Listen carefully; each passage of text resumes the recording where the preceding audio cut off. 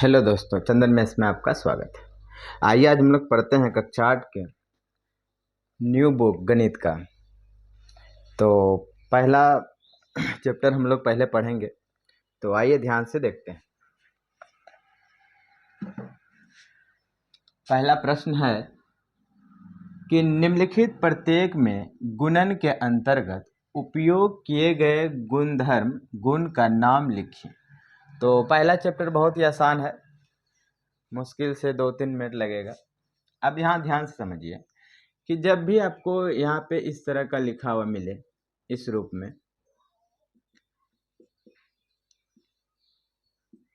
और यहाँ पे क्या हो जाएगा, ए हो जाएगा। यानी कि जब भी आपको इस रूप में मिले लिखा हुआ, तो यहाँ पे एक जो है आपका, एक यहाँ पे गुणात्मक तत्समक हो जाएगा। यहाँ पे एक क्या हो जाएगा, गुणात्मक तत्समक, गुणात्मक तत्समक हो जाएगा। जब भी हमको इस रूप में लिखा हुआ मिले तो यहाँ पे एक क्या हो जाएगा, गुणात्मक तत्समक। अब यहाँ पे इसको समझिए, इसमें क्या है, यहाँ पे देखिए क्या है कि -13/17 गुना -2/7 है, ठीक। लेकिन सेम क्या हुआ है कि इसके स्थान पे ये आ गया है और इसके स्थान पे यहाँ पे ये आ गया है।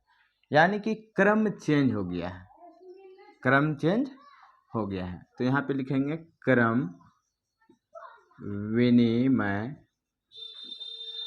क्रम विनिमय नियम।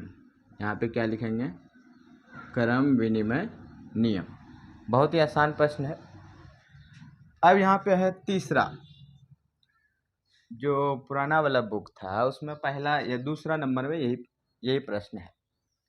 तो उसमें पढ़े होंगे आप लोग कि जिनका भी गुणनफल एक आता है, जिनका भी गुणनफल एक आता है उसको बोलते हैं गुणात्मक प्रतिलोम। क्या बोलते हैं, गुणात्मक प्रतिलोम, गुणात्मक प्रतिलोम। क्या बोलते हैं, गुणात्मक प्रतिलोम। यहाँ पे देख लीजिए, 29 से 29 कट गया, -19 से -19 कट के यहाँ पे क्या आया है, 1। तो इस रूप को क्या बोलते हैं, गुणात्मक प्रतिलोम।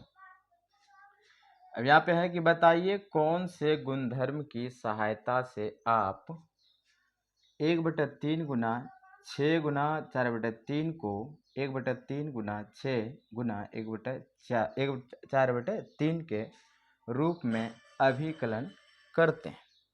अब यहाँ ध्यान से समझिए कि इसमें क्या है, जब भी आपको इस रूप में लिखा हुआ मिले, ये रूप जो है आप इसको इस रूप में लिख सकते हैं, a Guna b Guna c, इस रूप में है ना।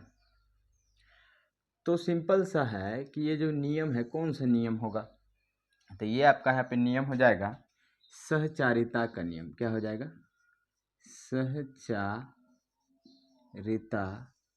का नियम। बहुत ही आसान प्रश्न है, उम्मीद है कि आपको समझ में आ गया होगा। तो इसके बाद हम लोग पढ़ेंगे 1.2।